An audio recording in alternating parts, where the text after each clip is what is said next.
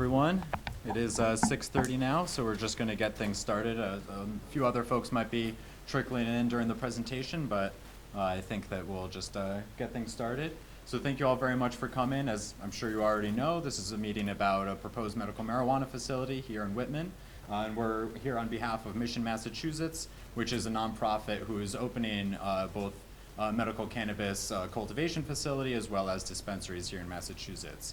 And my name is Sam Tracy. I'm going to be going over some of the details here today, and then I'm going to be passing in some of it over to a few of my colleagues here, Ben Smith and Eric Casey, to talk about some of the other details that they're the experts on. And so just to run over what we're going to be going over today, first off, I'm just going to talk a little bit about medical marijuana in Massachusetts on a very broad level, just a little bit of background about how it passed originally, what's been happening over the 4.5 years since then. And then we're going to talk about who we are specifically at Mission, Massachusetts, and then over some security, the facility plans, and some common concerns that we just like to address. And then we're going to open it up to a Q&A for anyone who has any specific questions that don't get addressed in the presentation or anything that you want us to elaborate a bit more on. And so starting off with medical marijuana in Massachusetts, here's just some bullet points about some of the legal background here. As you may know, medical marijuana passed in 2012 by a ballot initiative. At the state level, it passed with 63% vote, and here at Whitman, it was about that level at 61%. As of today, there are a little bit over 33,000 active patients here in Mass. So the program, as I'm sure you've probably seen in the news, has been very slow to get going. But there is a very substantial amount of demand for it, and there are tens of thousands of people here in Massachusetts who are currently benefiting from this program. And it is very, very regulated. Here it's done by the Massachusetts Department of Public Health. They do have a lot of different safeguards in place to make sure that these facilities are operating in compliance with the state law and in a responsible manner. Here we are required to be nonprofit, so it's not a for-profit business like it is in other states. And so it is very much even more so geared towards the community. And it's, we face a lot of safeguards in terms of things like product tracking. Everything is actually labeled and tracked by the state through video cameras and things like that from the time it's put in the ground and grown into a plant, processed into the usable products that will then be sold at the dispensary and then sold to the patients, including things all the way up to at the patient transaction. There's a limit on how much you're able to purchase in a 60-day window, safeguards in place so that people aren't trying to purchase it at a dispensary and turn it around and sell it, just like we don't want people selling prescription medications that they'd be obtaining from a pharmacy. And so a little bit about the state application process. It is very rigorous. As some of you may have seen in the headlines, a few years ago, there was their initial first round of applications, and it was kind of plagued by a bunch of scandals. They gave out a bunch of licenses, took half of them back. It was a mess. The Boston Globe found a bunch of errors that the state missed. Quite honestly, it was just a big mess at the state level. But they have since fixed that program. Governor Baker has actually been very good about trying to streamline that process, make it actually work for the patients and the residents of Massachusetts. And so now there is a 3-step process. So someone who wants to open up a dispensary like us at Mission, we apply to the state, give them our intent to do so. They do background checks, and we then move through the process of talking about our operations, and then finally getting down to the site specifics. So finally, at the end of the process, you do have to get a letter of support or non-opposition from the town, which is something that we're talking with town officials here and talking, of course, to the community about, because having community buy-in and understanding is incredibly important for this to be successful. And the facilities down at the bottom, I do think is worth really pointing out as well that, again, they are very highly regulated. They're subject to both scheduled inspections and random surprise inspections, just like you'd have at something in the food service industry or pharmaceuticals or other kinds of healthcare. And so it is very highly regulated. People running these businesses, people with any sort of criminal background, you have to go through a federal background check. There are a lot of things that you're prohibited from having done in the past in order to even work at one of these facilities as an entry-level job, let alone be one of the owners who undergo even more vetting than an employee would. The next one. And so talking a little bit about Mission, Massachusetts in particular, we're a dedicated team of Massachusetts residents. We all live here in Massachusetts. I'm from Medford personally, but we have folks from our team who are living in various towns across the state. We are experts in medical marijuana, regulatory compliance, business operations, and healthcare. I'm going to go a little bit more about some of our individual team members in a moment, but we do really try to bring all sorts of expertise to our team in order to make sure that we're covering all aspects of this. Because while we are only talking about cultivation here in Whitman, so we're not talking about a dispensary here in the town, the way the system's set up here is that you are required to grow all of your own and then dispense it. So there's not, say, people who are doing just cultivation or just dispensing. And so you do have to have a very well-rounded team who's covering both the horticulture and agriculture side all the way down to the healthcare and individual patient care there. And we are very committed to creating a highly professionalized industry here. We work with a team called Forefront Advisors who has a lot of experience in multiple states, which I'll also go over in more detail, but the overarching idea here is professionalizing this industry, making sure that we're serving patients in a responsible way and dispelling a lot of those stereotypes that come along with this and are reasonable based off of, the history of marijuana, that it is something that's been stuck in the black market for a long time, and a lot of baggage, of course, comes with that, but we want to make sure that we're doing it in a responsible manner in a way that's actually serving the community. And finally, we are committed to working with the local communities in terms of giving back to the town through things like community service and trying to provide economic benefits to the town. Of course, there are going to be a lot of jobs created by these sorts of facilities. It is pretty labor intensive. And so when we're doing the hiring, we're trying to get jobs for local people who are looking for work and really trying to give back to our communities as much as possible. And so going over a little bit of some of our individual team members, some of whom are here, some of whom aren't here tonight, but will be at future meetings, like with the Board of Selectmen, which we'll be doing next Tuesday. First of which is Andrew Tu, our CEO, who comes much more from the business side of things, really helping set up the entire structure. Ben Smith here, who will be speaking in a moment, is our CFO, and he has a lot of background with both the business side of things as well as the horticulture experience. And Guy Maytal, who is a board member with us, is an MD, and he is the Associate Director of Ambulatory Psychiatry down at Massachusetts General Hospital. So it is very important for us to be having folks with that medical background, as I said, because essentially we are serving in a healthcare role for the dispensary side of things, and so we want to make sure that we're serving patients as much as we can. Then moving on into a few others, we have John Budd, who also comes from the healthcare background with Harvard Pilgrim. Chris Crane, who's a board member, he also works very much on both the political and patient advocacy side of this. He's been working on this issue for over 20 years, has been part of many of the groups that were originally advocating for these laws in order to help patients. And finally, Shalene Title, who's also a board member.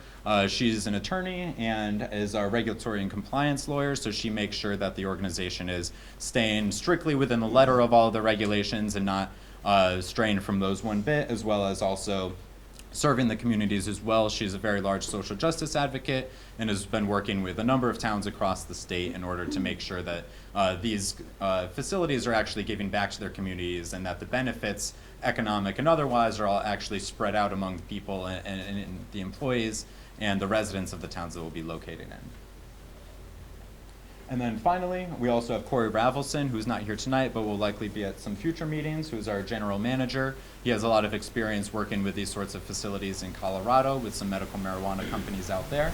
And John Penders, who's our security advisor. He has a wealth of experience on everything from the Democratic National Convention to, I believe, even Super Bowls, but it is very much geared towards keeping these facilities as secure as possible. We will talk a little bit about some of the fears that people may have about the security side of things, because that is, of course, always a top priority when you are working in any business, especially one that does end up having to deal with larger amounts of cash than others. But of course, here in Whitman, that's not the concern because we're only talking about cultivation rather than a dispensary.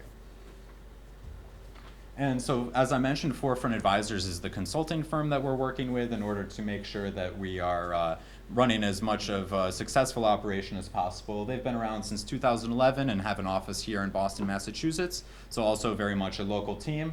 One of the industry's most experienced groups out there, has won a total of 50 licenses for clients in a number of other states, including Rhode Island, Nevada, Illinois, Maryland, California, Washington, D.C., and here in Massachusetts. I think I hit them all there. And I would also really like to emphasize that all 50 of those are medical marijuana licenses. I know that that is something that a lot of people are thinking about now as more and more states approve recreational legalization, but Forefront, as well as Mission, is a medical marijuana company, not a recreational marijuana company, and that's where our experience is, and that's what we're trying to do here.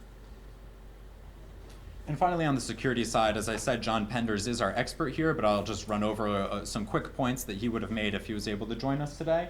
The Windmill Group, which he runs, is a security firm that offers a distinct team of professionals, some really high-level security there. And so they've done everything, as I said, Homeland Security, emergency planning consulting, some of the examples down there, presidential inaugurations. They're a very serious team, and we've brought them on just to demonstrate the incredible commitment that we have to security here, showing that we're very serious about this. This is not an afterthought. Security is really one of our main priorities. And some of the security requirements that are actually required by the state, we do always go above and beyond these sort of requirements, but this is actually the bare minimum just to illustrate how secure these facilities are. For one thing, they have alarms on all the doors and windows, motion and vibration sensors, video cameras all over the place that the state has access to, 24/7 recording. The video is saved for 90 days if there's ever an incident, which is pretty much unheard of here in Massachusetts. But if one were to happen, we would have that on record for 3 months later so that we can go back and review that and fix the problem. And a backup redundant alarm system to make sure that the facility is incredibly secure. And as I talked about, any security incidents at these facilities, both here in Massachusetts and nationwide, is actually incredibly rare. What we've often heard from, say, chiefs of police in other towns is that the facilities we're proposing are actually more secure than banks, and are usually the most secure facility that's going to be in the town. And so we are going to be, of course, doing a lot of work with the chief of police and the police department here in order to make sure that we're coordinating on the security side of things and bringing up all of their concerns and addressing those. And as far as some other security requirement highlights, the transportation of these, so this is a cultivation facility that would then be, of course, making the deliveries from this to those dispensaries that would be able to serve the patients. That transportation system is incredibly strictly controlled. The state has to be notified whenever we're doing any sort of transportation, so this isn't, just something that we're doing on our own accord. The state is very involved in this process. The delivery vehicles, they're not marked Mission, Massachusetts, kind of, a big painting a target on yourself or anything like that. They're totally unmarked, locked. They have to travel directly to the destination, don't make any stops, use a different route every time. I have a lot of safeguards in place here to make sure that they're not a target of any sort of crime in that respect. And of course, the product is also weighed before and after shipment, and there are also always 2 staff members in the vehicle at any time. So of course, you never run you try to avoid as much as possible the risk of, say, a staff member trying to commit any crimes in terms of theft or anything like that. And as I mentioned before, each individual plant is tracked by the Department of Public Health, and so we call that seed to sale tracking, is a term that you might hear thrown around a lot when listening about this issue. And so that really does mean from the time it goes into the ground to the time that it's actually sold to a patient, that is tracked in a system using RFID. And so at any time, the Department of Public Health knows exactly where all of the plants and all of the product is. This is even more strictly regulated than most pharmaceuticals. And so because of that, we think that both really demonstrates our own commitment to security and also just kind of illustrates how secure these facilities are going to be. And finally, speaking about the facility specifically, I'm going to pass it over to Ben.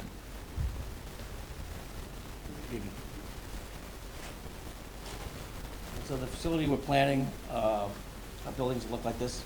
There'll be 18,000 square feet planned for the first phase. There'll be nondescript buildings like this. You really can't tell that actually they don't have a glass roof like that one on that picture. It's kind of a skylight type setup on the modified greenhouse.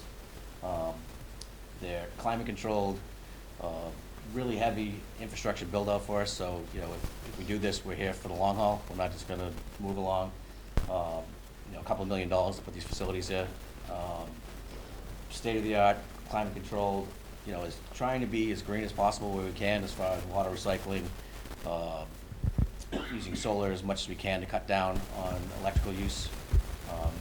In a nondescript, no sound really from these, you know, it's HVAC system kicking on, is really the only sound you have from it. And like we said, there's not gonna be 18-wheelers rolling it out with supplies and truckloads and whatnot. Secure facilities as far as, so those walls you can see on there, those are 14-foot high walls on the sides with minimal doors, so even if someone would try to get on the roof and get in, you know, it's really gonna be tough.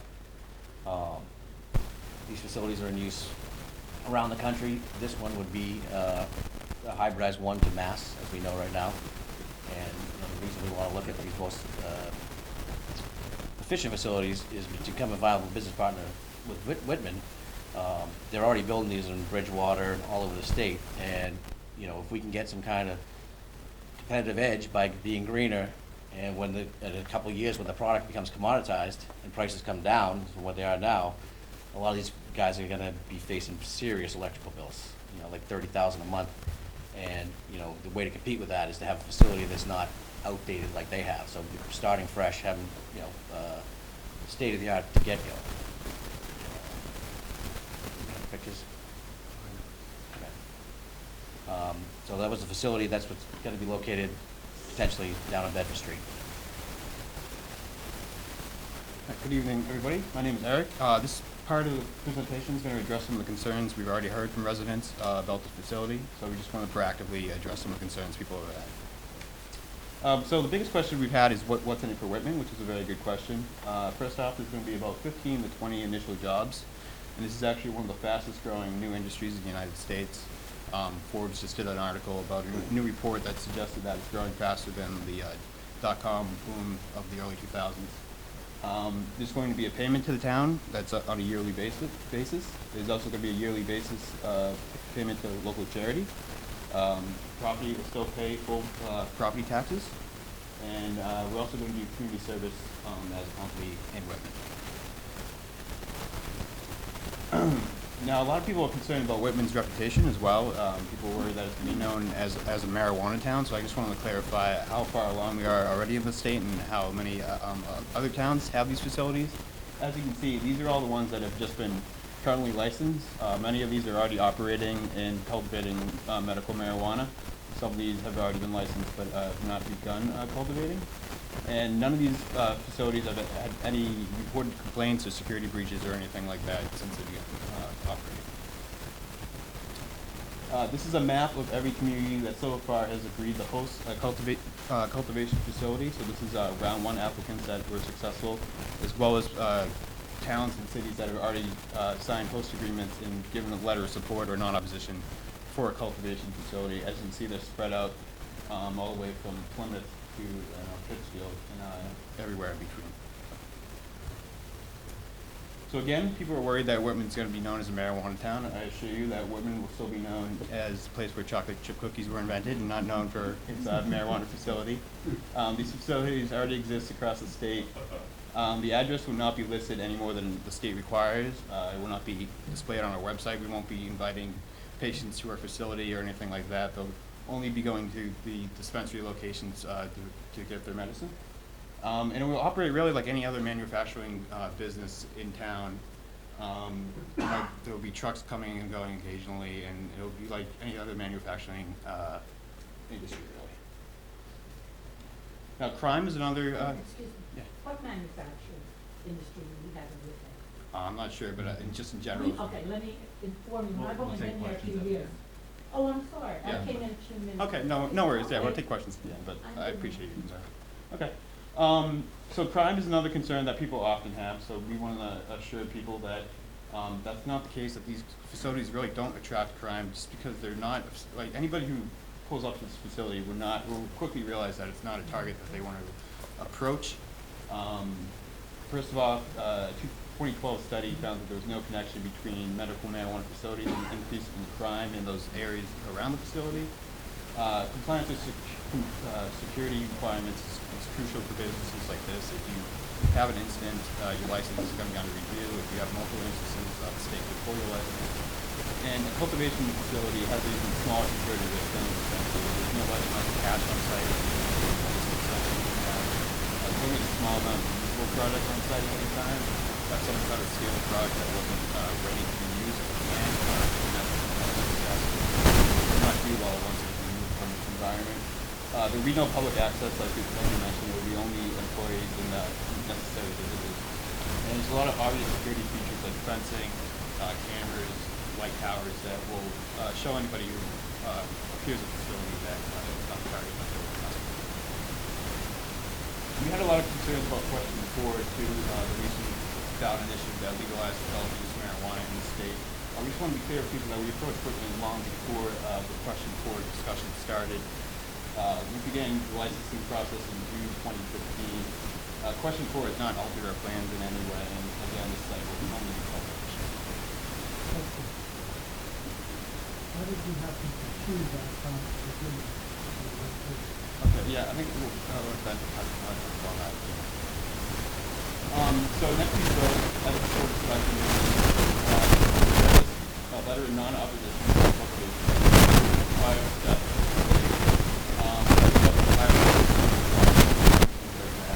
And the letter will be contingent on us sending it to the host agreement that will provide the benefits of that. Thank you. So now. Please don't mind, I hate to say this, I was asking about class. So I just wanted to kind of run by you the legal options as a state rep. And then any questions? Get to ask one, I know that the I'll be at the town meeting this week, and I'll also get this prior to the I just want to give you a little bit of put that in So the viewers, Steve Sheffield, I just want to let you know too. Obviously, the medical marijuana is not what we're disputing.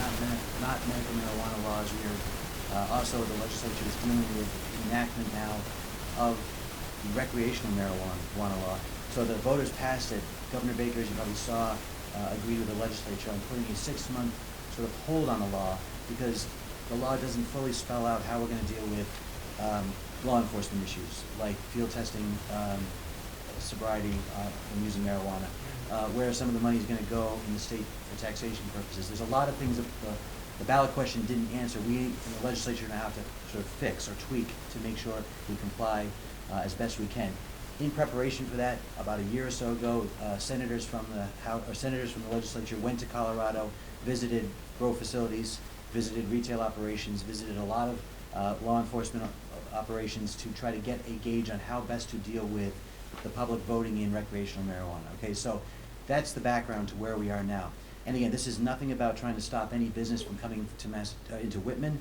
I just want to give you your rights as citizens of Whitman on what it pertains to when it comes to what you can do. So, first of all, you can the selectmen can vote to sign that letter of what is it called? Non-opposition. Non-opposition. Doesn't mean that you don't have the right as citizens still to have a vote. I don't believe that precludes that. But it also, so you can vote to, yes, have them come in. You can, you don't have to bring it to a vote. You can let the letter speak for itself. You can also, another option is zone. You, citizens, can file for town meeting a request to zone for where this facility would be.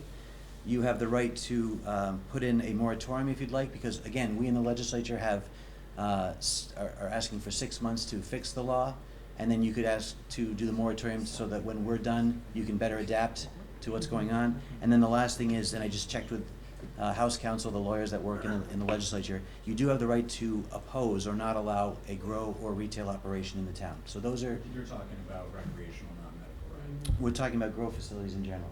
Okay, you're not allowed to No, ban you're medical. not. No, we're not saying medical. We're saying retail operations for recreational or grow facilities. And I know grow facilities specifically we wanted to make sure that question was answered. So. Can you repeat that last line? So we can ban them or we can't ban them? You can't ban somebody coming in to provide medical marijuana as a retail operation. It's not really retail. It's not over the counter. But you can ban a retail operation of recreational marijuana, and you can ban a grow facility. Oh, So we the, can't ban this because this is a grow. this is a I mean, This is a medical. medical. So just to reiterate, you said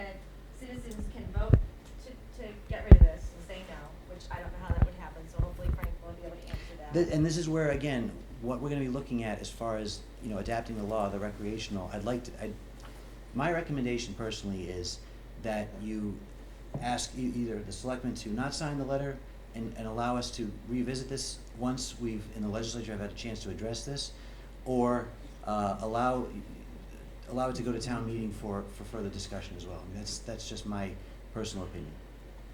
I can't tell you exactly what to do, because we're I gonna. just wanted to write down what you said, Jeff, so you Yep. said the citizens can vote it, to say no, if it goes to that would be the selectmen telling us though that we could vote on it.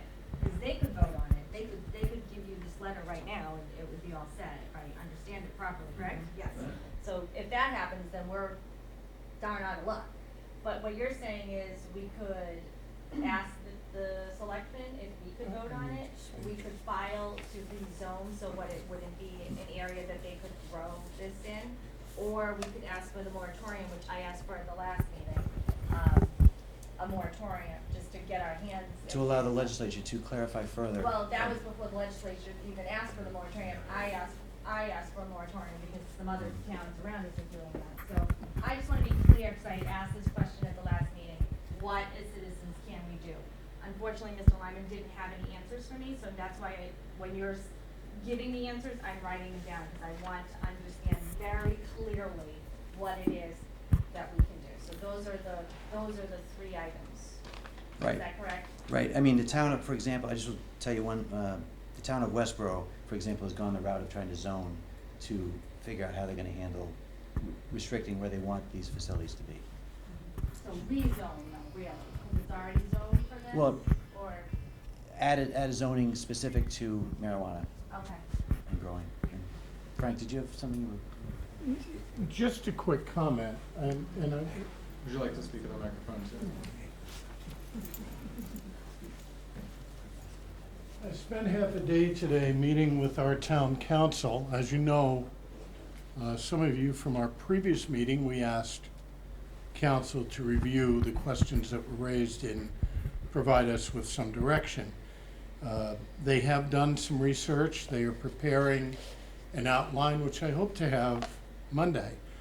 And I'm not certain I agree with Representative Deal in one of these areas, and that is the as-of-right citing for this business currently will go through the Board of Appeals for site plan approval. But the legislation that's pending, and I haven't read it, as I understand it, is all directed toward recreational marijuana.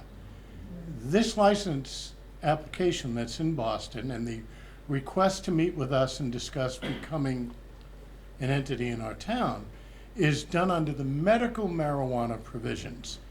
And unless, So let me just clarify what's going on with that. Right now, there's a discussion about what we're gonna be debating and ultimately putting forward as the final legislation. As a state, medical marijuana, as you may or may not know, is untaxed. What we're gonna do is now have recreational marijuana, which is taxed, okay, and it's gonna be taxed at a fairly high rate.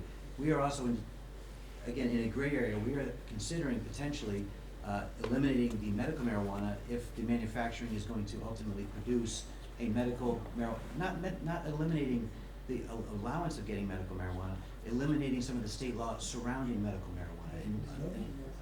I read the paper just, not today, but the week before, and it said, if you are in the pool for a medical license, you will also be considered for a recreational license. You know, and by the way, number one, I didn't get all your names, I was like a few minutes late. Number one, none of you live in Whitman, I checked you all out on the computer. Number two, I'm not impressed you went to Colorado. We're not I didn't Colorado, go to Colorado. we're Massachusetts. Well, you don't, let me tell you where you live, because I read it, okay? It was in our And I know where you presentation, went too. to school, and I know what you're doing. And if there is no profit, how in hell's bells are you giving money to us? Because I know you're making money. There's none of you standing up there that's not making double what most people in Whitman are making. I'm gonna stand over here. And that's It's a not- fact. Tell me I'm wrong. Tell me I'm wrong. My name is Mary Fox. You don't sign my checks. You tell me I'm wrong. Nice to meet you, Mary. My name is Sam. I don't know if you Nice to missed the meet part you of the too, but I didn't like presentation. anything you said. Okay, Go well, ahead. I'm Well, fine with tell that. me I'm wrong.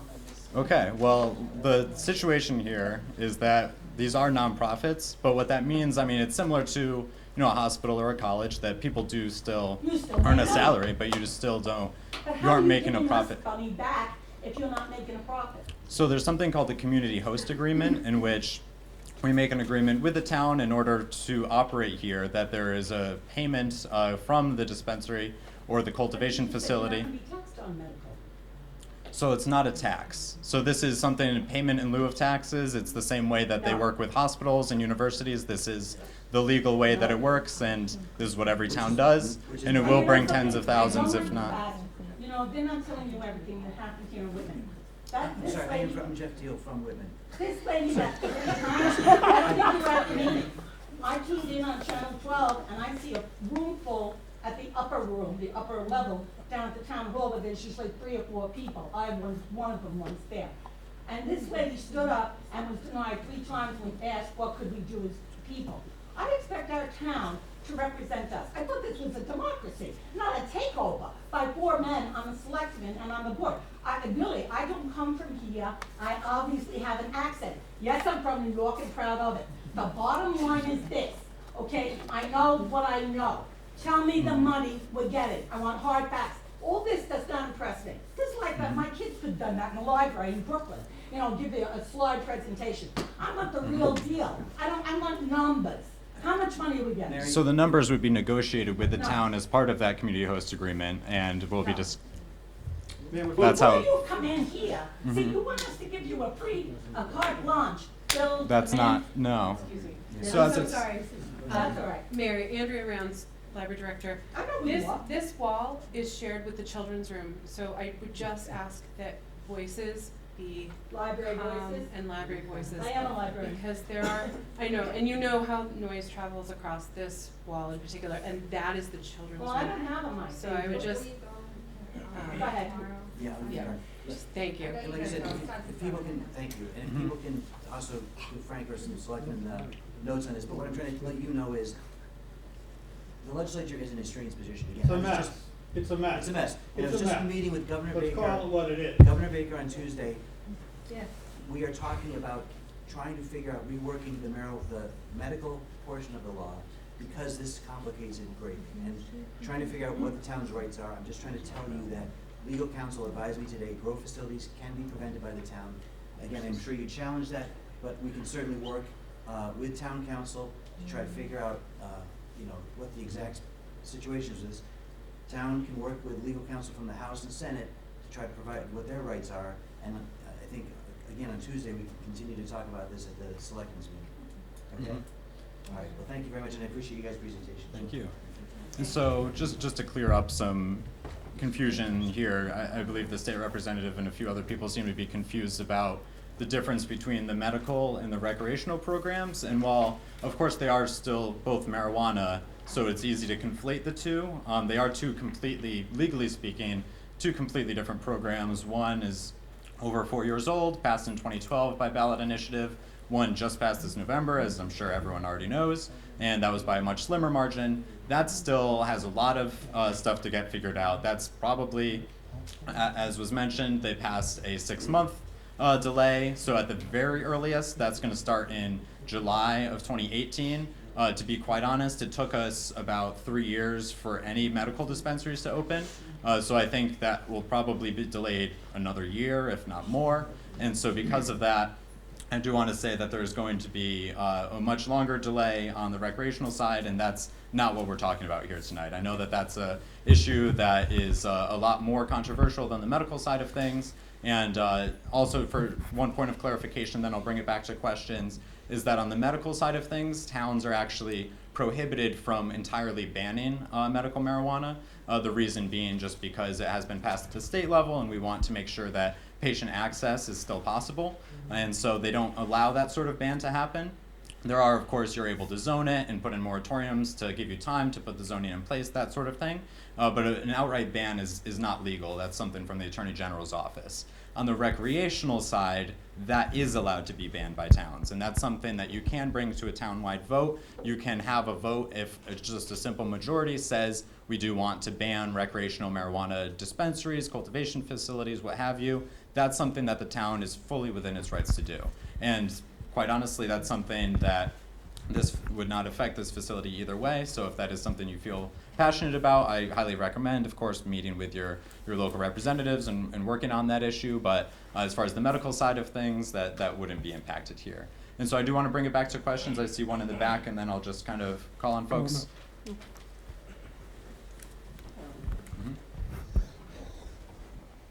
Good evening. My name is Lisa Green. I'm the Assistant Town Administrator here in Whitman.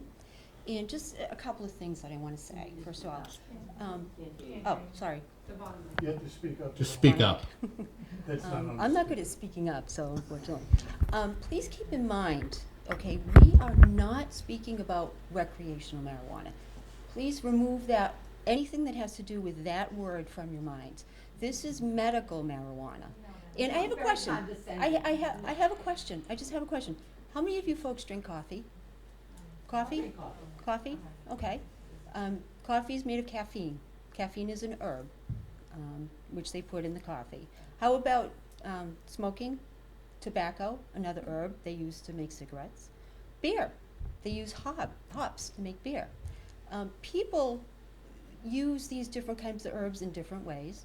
When you go to Walgreens and look at the vitamin rack, This is for our children. and this is, it's not to do with children, it's about to do with an Could you herb. please let her talk? It's about to do with an herb that is been approved for medical purposes, medicinal purposes, that individuals are turning to when they have lost faith in pills, basically, pharmaceuticals. So this is another avenue that people who are suffering from medical conditions can turn to for some help with these conditions. So, you know, that's something please keep in mind and food for thought. We had the opportunity to tour the facility that's located in Brockton, which is both a cultivation and dispensary. They also develop their products at that location. It's a very secure, impressive facility with all of the work they put into it. And in 1 year, they have contributed in the amount of around $300,000 to the city of Brockton, which goes towards all kinds of programs. Anything that Brockton wants to do with it as far as human services, drug prevention programs, anything like that, Brockton can use. But that's in 1 year. That's what Brockton got. We've looked at some samples of other community host agreements for other towns, and the money, the benefits the town stand to receive from these facilities is very beneficial to the programs to support everything in our town, the food pantries, again, drug and alcohol prevention, interaction, just a number of different things, benefits the town stands to gain from allowing this type of facility to come to Whitman and you know, do business here. So just food for thought. I've been doing some research on this, and that's the information that I just would like to give you for food for thought. I have to get up. Thank you. I can't sit another second. I can't. I have to get up. I have so many things I need to ask and talk to you about. Sure. I'm Lynn Walton. I'm the lady that was, you know, your little thorn in the side. Yep, I had a few questions. Lynn Walton, 271 Sportsman's Trail. I'm not going to compare pot to caffeine. I just can't. I'm not going to do that. I'm not gonna, I'm gonna say, I'm not gonna address that. My brother has, had chemotherapy, and he has had medicinal marijuana, and he has used it, and it has helped him. And so, for that, I am appreciative. I'm gonna put that aside because I have many questions. I would love to get your presentation though. This is not, Presentation on Tuesday night. I would like a copy of it, because honestly, those towns that you just showed me, not impressed.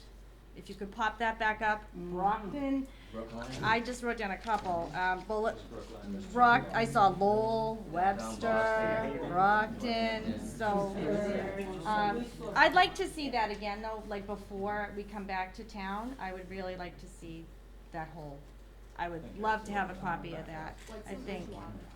And then I had a question about Bridgewater, who was talking about Bridgewater, and that they have already started, and it's not going to be, as green. There's no Brookline. We're in Bridgewater, cause they, I thought had a moratorium. Franklin's? Where are the, Pretty complete town. West Bridgewater has a moratorium. where in Bridgewater are they? I can look it up for you. Okay, cause I'd really be curious about that. And then the other thing I saw phase 1. I didn't know there was a phase 2, so that made me a little nervous. I've not heard of phase 2. You mentioned, you showed us this picture and that's phase 1. What is phase 2 gonna bring us? Can you, anybody wanna? Yeah, if you have You any wanna- further questions, we can do that. No, I got lots. Do you wanna do that one? questions and then- Okay, are you writing them down to remember them all? Bridgewater? Okay, I felt like you definitely made a nice, clear objective on the folks who do the other side of this. It was a nice list of medical doctors, and I felt like there was a lot of thought put into that part. And then you kinda just swept over, I thought, very quickly, the credentials of the folks that are actually gonna be doing it. I really would like to have seen, for example, Corey and John, it sounds like he's gonna be the manager. I really would have liked that. And John on the security end. The other thing that worries me is all the security. That makes me, I understand, like, you're touting that as a benefit, but to me, I look at it as, why are we bringing something into our Whitman that needs that? I don't want something in my neighborhood that needs trucks that are, listen, banks say bank. Banks say Webster Bank. Banks say Bank of America. You're telling me that you're gonna have an unmarked truck, that you're gonna have an unmarked facility. There's going to be a sign. You said no signage at that other meeting. Okay, this is getting very into the weeds. Well, no, that's not into the weeds. This is what we wanna know. Yes, but we need a productive dialogue that involves questions and answers and everybody participating. Somebody else take my questions and wanna ask them for me, cause I felt like those were pretty decent questions. No, that was just a critique of their presentation. There was no substance to any of those questions. I have a question for him. I'd like to know. Do you We'll think- get to the next questions in a moment, we're Do gonna you address wanna- those questions there. Yeah, you asked before No, a I'm good. while I ago. just was critiquing your critique. Are you? Okay. who is Members it? of the I audience, am- please I bring am- it right up. down the road. So Come on don't up and challenge talk. people's tax-paying adult business people. You know, you're worried about your children, real quick, Can real quick. everyone Don't please put- just keep the, we're gonna respond to the questions and we That's fine. can check more questions in a moment. Thank you. This gentleman over here had asked about how we came about Whitman. So, as we presented before, when they had the initial vote in 2012 on medical marijuana, Whitman was right up there around the state average. As far as in support, 61%, 6,000 people voted for it in Whitman. So we look for sympathetic communities because it is a controversial topic. So we kind of go through and look for ones that are willing to work with us. Whitman, having large tracts of land, a former kind of agrarian economy, and, looking, maybe to add some new business here, is what we're looking for. One of our main targets is the hospital communities. So you have the Brockton community here, and then right down 18, you have South Shore. There's a large medical community there. So we're targeting putting facilities to dispense in those towns. So we need to geographically locate, and as we do a search and, we scan for towns and we talk to landowners, a lot of them don't wanna be involved in it. And so we talked to, a couple people that were involved. So we decided to open a dialogue back in September with Frank about this, and to see where we go if we, be a good partner, and, so that's how I got to Whitman, on that, Who's the landowner, guys? Who's the landowner that you guys are gonna deal with? It's out on, Bedford Street, Yeah, who's the landowner? Frank, It's a realty trust. Realty Trust, Sweezy Fence? That's the location. that's the location behind That's that. his property, right? Right. Right, so he'll do away with this facility he has there now, the grinding facility, and put this there as well. Okay, so that's just, he's gonna be the landlord, right? Correct, And you guys are gonna lease the land from him? exactly. So you just said that you were going to have this cultivation, and then in the same sentence, you just said that it would be it would be for distribution, is that true or not? Well, yes, we have to sell it, so, In here, not. But no, are you? we're not gonna sell it at that facility, it's gonna be just grown there and then taken, hopefully, to a local Weymouth or Brockton. So you're not gonna turn this eventually into a distribution center? No, Sorry, No. just the confusion, I think, stems from distribution. I think when we said it, we just meant sending out to dispensaries versus Not like distributing. retail at the facility. No. So there wouldn't ever be any customers who are coming to the facility. It would just be kind of a hub, which we would then be shipping stuff out to or from. So it's like having a FedEx. Yeah. Like a FedEx or brewery brews their beer, they send it out in trucks. Pharmaceutical companies brew pharmaceuticals, then they ship them out, they don't sell them out of the stores. That's what we said, is it's similar to a manufacturing facility, whether you're constructing. Yeah.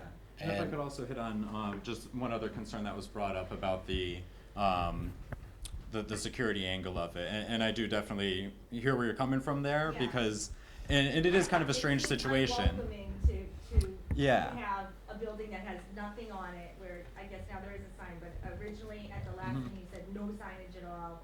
Trucks are coming in, they don't have any names on them. That to Right. me seems, Mhm. you can understand my Yeah. anxiety over that. And when hearing about how much security there is, I think Yeah. that creates the incorrect perception that this is a very dangerous Yes, thing, it does. which I do recognize. And at first, when I first started hearing about this, it did sound like I assumed that there was a lot more crime associated with this, and that's what the security was for. But quite frankly, the security is there because the state requires it, and the state requires it because it's new and scary. And because of that, there isn't actually a history of there being a lot of, say, robberies or anything like that. That's never happened in Massachusetts. I've never heard of that happening in other places. It's not, as was mentioned, I believe, by Eric at the end of the presentation, it's not like a bank where you could actually come in and steal a bunch of money that you'd then be able to actually use, or say, like, I don't know, hitting an electronics store where you could like sell it. The stuff in this facility is in the process of being made, and so it's not the final product. And so if you went in there midway through and cut down all the plants and stole them, surprisingly, they actually wouldn't be usable, because it's not usable until the very end of the process, and there has to be a bunch of treatment that's done to it afterwards, just in the kind of the same way that a field of hops isn't beer yet. And so You can't buy Sudafed at CVS because it's one of the pieces of the pie that you can make a drug with. If I'm out there trying to make drugs and that's a piece of the pie there, I'm going to get it. But it's not even a piece of pie. right, it's not. And quite frankly, there's already a very large black market of marijuana in Massachusetts and every other state in the country, and it just wouldn't make sense for someone to steal from us versus stealing from someone who's growing this illegally. So this isn't a target for crime. We're only putting that security in place because it's required by the state and because we do want communities to feel safe about this. And so really it is an abundance of caution, but I do recognize, in a sense, it's kind of a, damned if you do, damned if you don't. Low security, people would be worried about it. High security, that creates this perception that it's something to worry about. But instead we opt more towards having the security and make people feel a little bit more safe about it. But we don't anticipate there actually being a need for it. It's much more of a preventive measure than a reaction to this being an actual target of crime. And one other question before we, or one other response before we hop back to this. I know that you had brought up as well, talking about manufacturing and how that's something that's not in Whitman. And that is something, of course, we've seen all over the country, here in Massachusetts and elsewhere, that manufacturing jobs have been leaving in droves to other states, to overseas, and that has been a big problem, especially with the job losses. One really nice thing about this is that these are local jobs that are going to stay local, and the reason for that is a fewfold. One thing, you're actually not allowed to ship between states. So even though our neighbors, say down in Connecticut and Rhode Island, New York has medical marijuana now, even though they all have medical marijuana, you're not allowed to ship between those states. And so because of that, we do have to grow all of our own here. Same thing, you can't ship internationally. So this isn't the kind of thing like any other sort of manufacturing where when the time comes, you can just kind of outsource it and then all of the jobs are gone and we lead to serious economic problems. These are jobs that are going to stay local because they have to.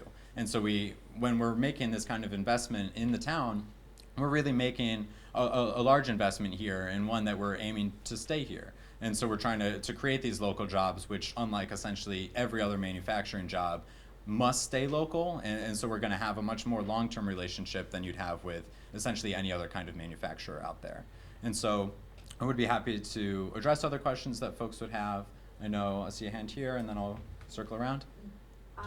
The word phase one was brought up. So I'm just gonna call it phase one. How many greenhouses, and then how many phases afterwards, and how many greenhouses? Okay, so Phase one, this is all, you know, it's about 18,000 square feet, so the greenhouses are 6,000 square feet each, so they'd be lined up. So there'd be three of them in the beginning, and we talk about phase two is just if we're busy, to have expansion, these greenhouses are expandable, so the gable ends attach. So we're looking for a site where we can actually expand as well, so we wouldn't have to go and start from scratch somewhere else, start the whole process over again. So that's if and when, you know, Mission, Massachusetts is busy enough to have that. And so, and then the second phase we spoke to is another 18,000 square feet. And it just goes in increments of 6, because the way the manufacturer we talked to is 6,000 square foot buildings. And just one more thing I'd like to clarify. When we say greenhouse, this isn't like Sorry. a plastic hooped structure that you would see in your backyard. This is basically a warehouse building with a glass sunroof, if you will. Okay, from the picture, it looked like a greenhouse with cement walls. Either way, to me, it's pictures of the same thing. Yeah. For security wise, the walls, the 14 high foot walls I referenced are all metal, all down the sides. And there's only entrances on the ends. So the top part is only what you would There was- call, I would call a greenhouse. Correct. Right. Sunroof. And so to access that, you have to get 14 feet up, a flush wall, past all the security. And if you get up onto that roof, you know, then you gotta get back down, in and out, and it's not gonna happen. A related follow-up here, you called something about a backup power generator. So is that solar you had talked about being environmental, or is that a generator now, that's so if the power goes out, or what's the backup? Is it a requirement? Yeah, that was in reference to the alarm system, and it's actually a requirement for the state that you have an entire separate. Oh, so it's for alarm backup? Yeah, so even if the main Okay. alarm went down, I you'd thought have it a was backup. power to the greenhouse backup. We will have backup generators that will, you know, be there. There'll be diesel generators that would go on. So there'd be diesel? It'd be a diesel generator. That's the way most of them run these days. Just as backup. Yeah, and there will be supplemental lighting inside the facility, so on days where it's not, you don't have full sunlight, you can still. And that roof that we talked about just before this question comes up, inside, if you see the picture, there's mechanical curtains, so we can close that whole roof and keep the light in as well. So it won't be emitting light out at night. So there's a blackout screen that we put inside, so we can close to keep the light at night in. Expensive, aren't they? It's a very expensive endeavor. That's why you want one. Let's see here.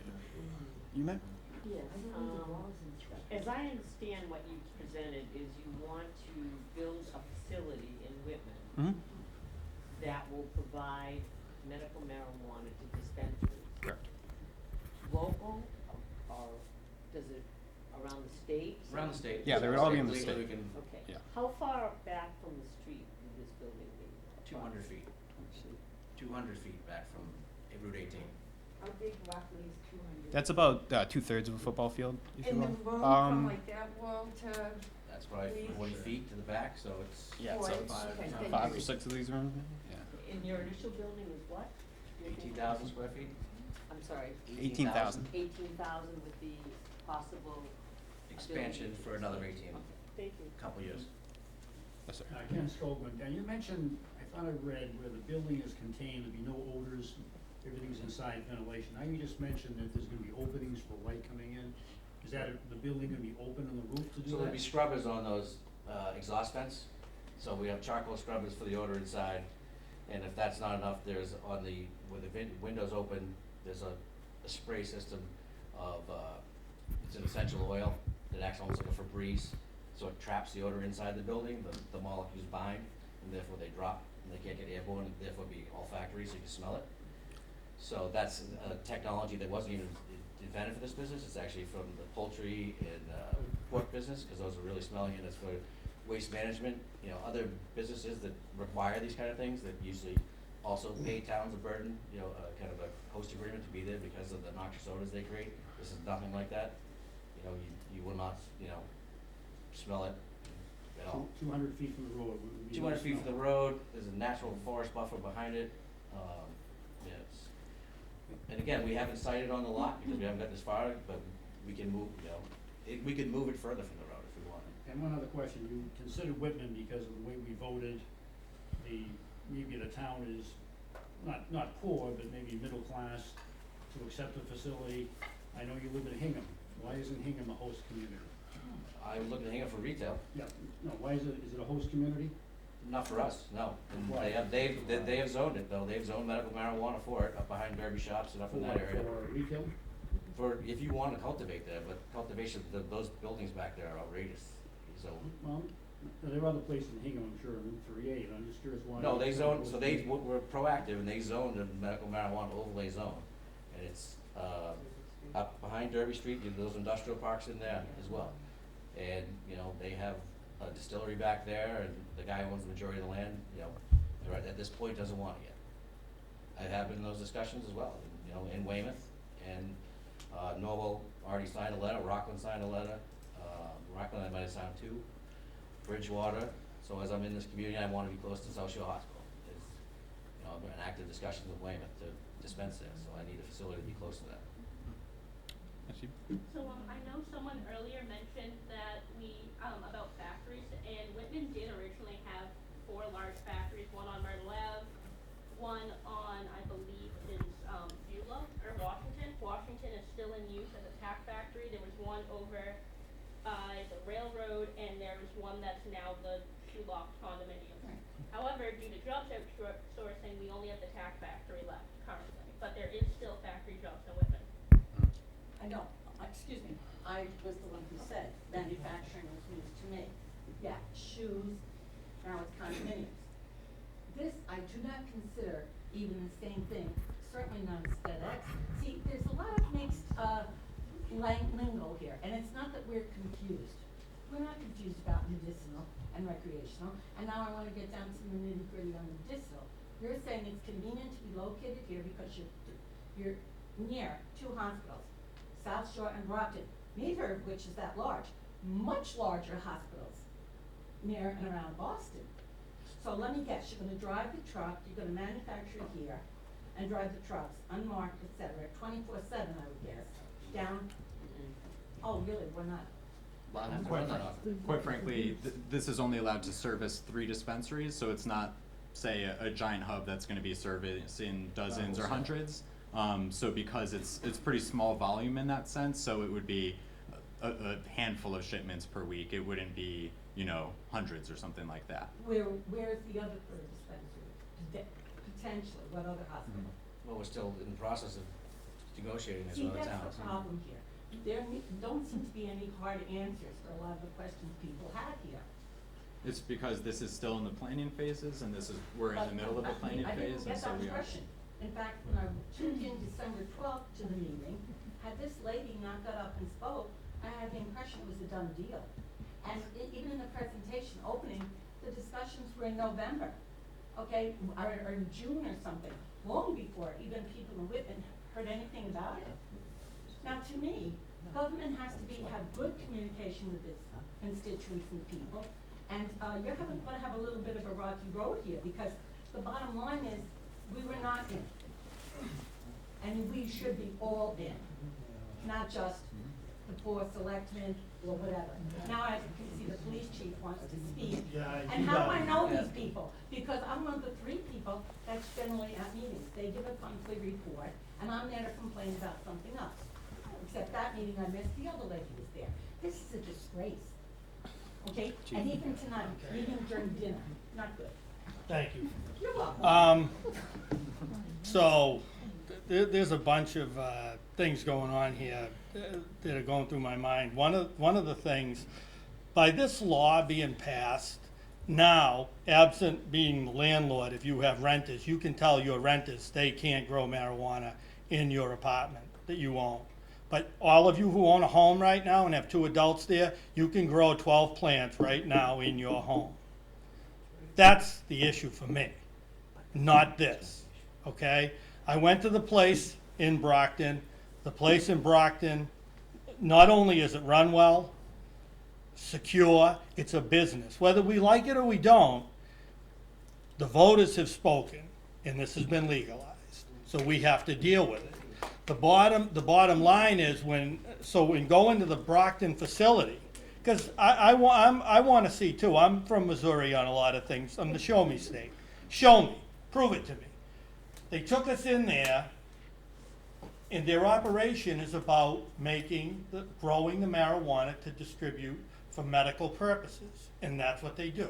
there's security cameras, there's 3 different checks and balances. When somebody takes it out of this room and counts it, and gives it to this person, they count it, and then they count it. It's all control.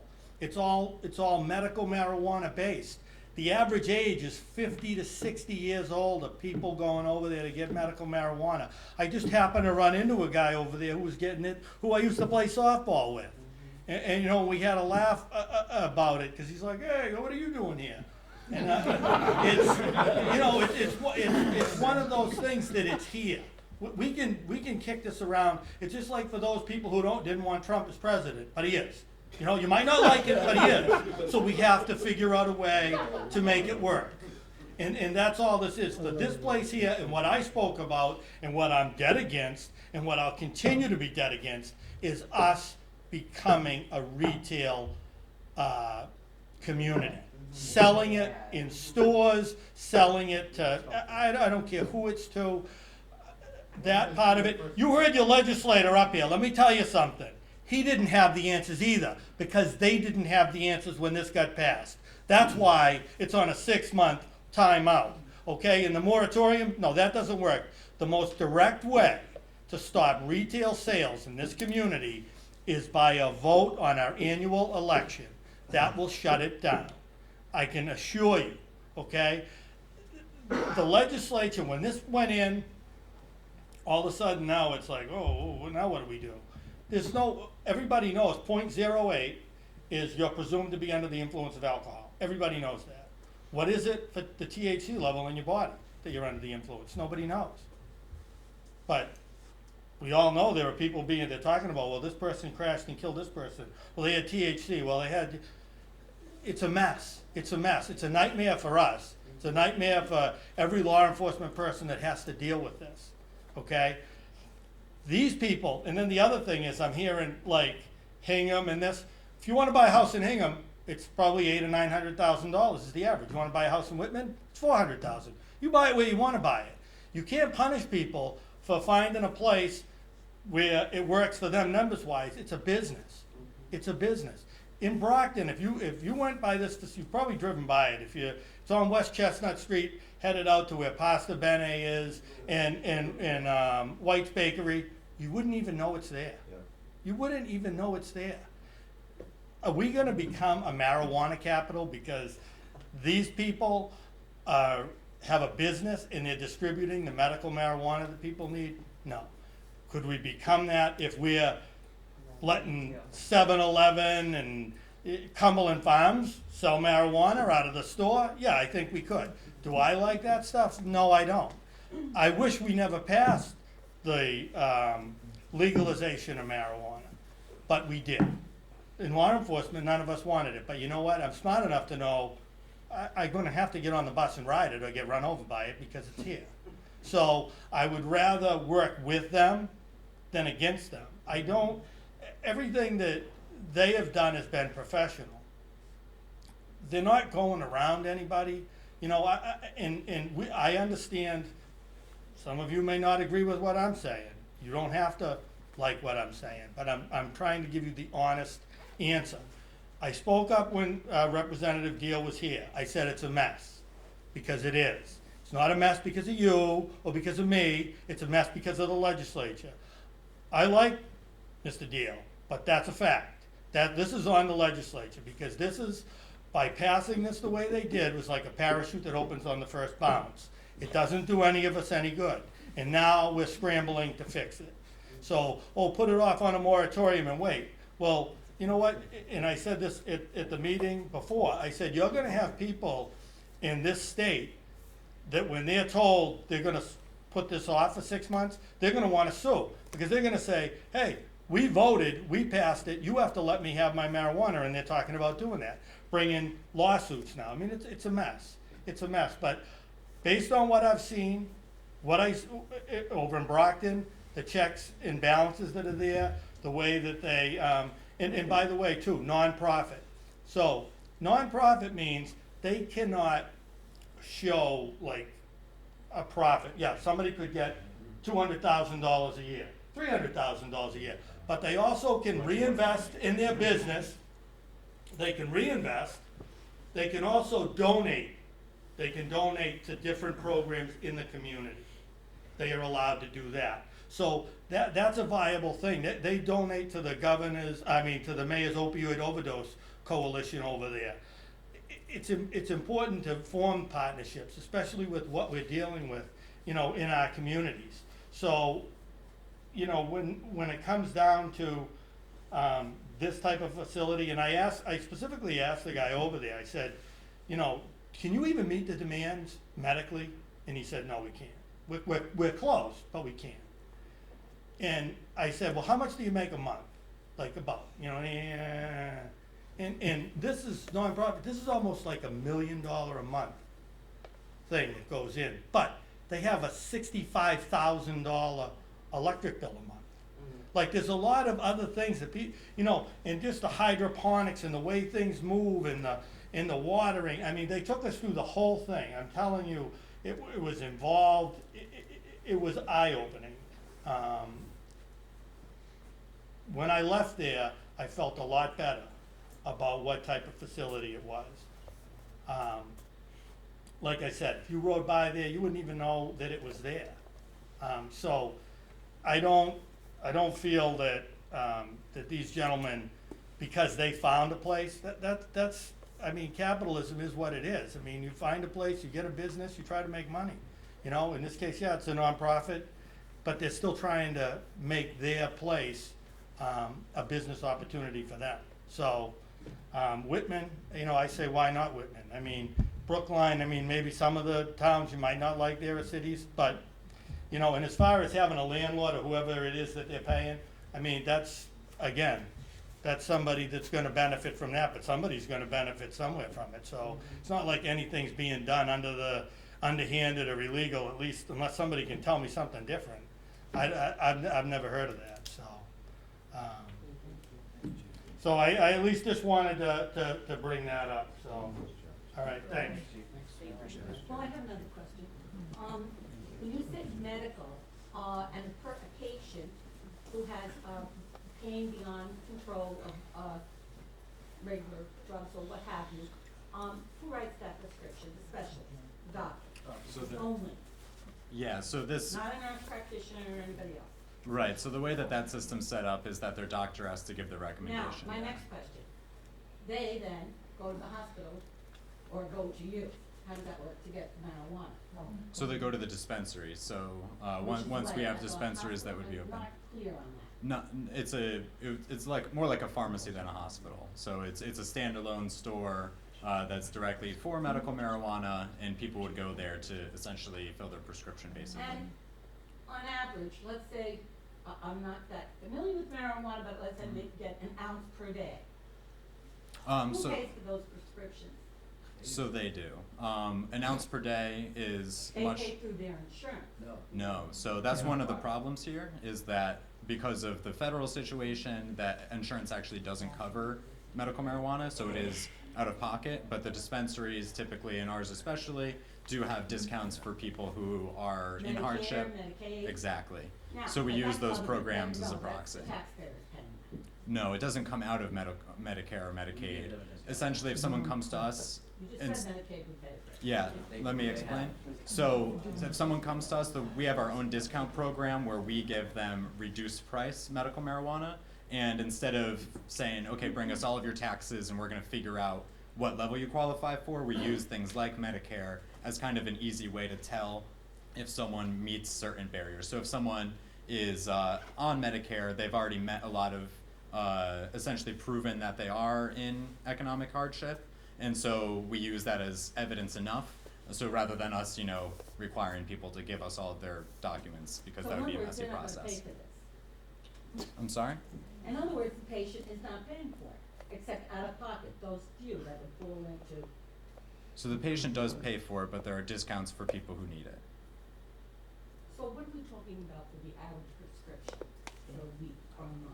We are way It depends a off the lot mark. on the individual. It's pretty impossible to tell. Because, when Medicare came in, It's nothing to do with everybody said growth. there was gonna be a problem, and then we had all kinds of, Okay. publicity involving doctors and people that And you this is, never yeah. expect And this Not doesn't all have of it. anything to do with the cultivation facility either. Right. So we're gonna move on to take some other questions, because I do know, I see some hands, so I'm gonna go with you first. Can you talk again about how the new law that passed with the recreational, Mhm. could that affect you, does it not affect you? So it doesn't affect our plans one bit. The way that that is set up is that down the road, once that's implemented in a year and a half minimum, quite honestly, I think it'll probably be more like 2 or 2.5, that will be allowed sale to anyone who is 21 or older. So that system is basically a lot more like alcohol. This system is essentially like a prescription drug. And so there would be separate dispensaries that would be able to set up with those. And yeah, it would be a completely separate licensing process. We are overseen by the Department of Public Health as a healthcare provider, and that's under a new government entity called the Cannabis Control Commission. That's kind of like the Alcohol Beverage Commission, and so that would be overseen by totally different people, different rules, laws, that kind of So thing. as far as you know, they still get 2 different licenses? Yeah, so it'd be kind of 2 parallel systems. The way that other states who have done this before, other states have approached it in different ways. Some end up combining them.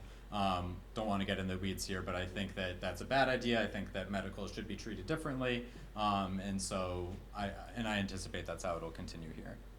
Thank you. I saw a hand back there. Did somebody? No? Any other questions? I just have one more then. Mhm. So who regulates you? You said there were regulators come in for compliance issues. Mhm. Is it almost like, as you were saying before, a pharmaceutical audit where FDA can walk in 24/7, but whoever's gonna be the Massachusetts version for Exactly. public So- health for you guys? Yeah, so it's the Department of Public Health. So federal regulators don't have anything to do with this, just because it's still legal at a federal level. But it's completely run by the state, and that's through the But DPH. they'll probably be doing the same thing, I guess? Yeah, they basically Who- fill how that would- role. Your facilities now, can whoever the compliance officer is come in 24/7 without notice?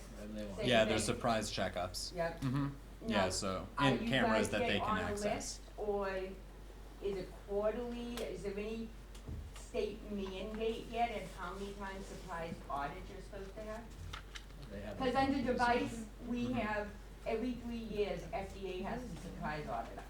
So, are you guys kind of under the same scheme, under the state? I don't know if they reveal the Okay. frequency just to keep it more I think they say surprising. monthly. I don't know if that means, scheduled or unannounced ones. I think it was a mix of them. So, Mhm. but they'll So probably they do at least once a can year. come in kind of monthly? Yeah, whenever they want, they have access. They can also, as Sam just mentioned, they have access to a camera, so they can actually see what's going on in any facility in the state at any time. Okay, Mhm. that piece I didn't catch the word. Yeah, They that- have Mhm. access to the video. Yeah, just to make sure, that employees, that it's being run responsibly and there's nothing going on inappropriate when they're not there physically.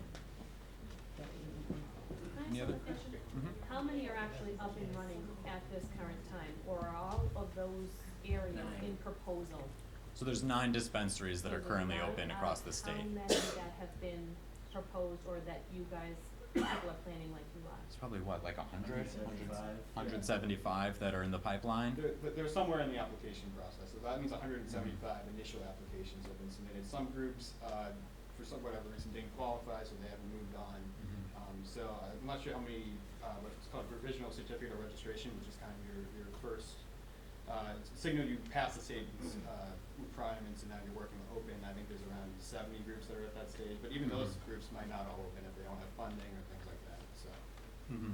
Yeah, and for context, in that first round that happened that I mentioned, and you probably all saw in the Boston Globe a few years ago, that it was a big scandal because of the way that they gave out the licenses, and it was a huge mess.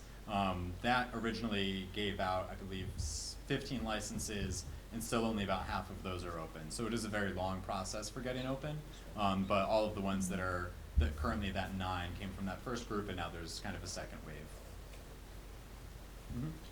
If the selectmen refuse to sign this letter of support, can you still come into the town without this support? No, so that's a requirement for citing here, is that you need So if community they support. don't sign it, that ends your problem, I guess, right? That's correct. Forgive me if I missed this in the presentation, but about how many jobs are this? About 20, I believe is Yeah, the we number. see 15 to 20. We try to keep it low. We see a lot of other groups coming to town and everything, all sorts of promises about 50+ jobs. And initially we're talking about 15 to 20. If we do expand, like Ben said, that could be more jobs. But these are also mostly full-time, well-paying with benefits. That type of stuff. Are there any other questions? All right. Thank you all for coming. Really appreciate the conversation. And as we said, we're doing another meeting on Tuesday.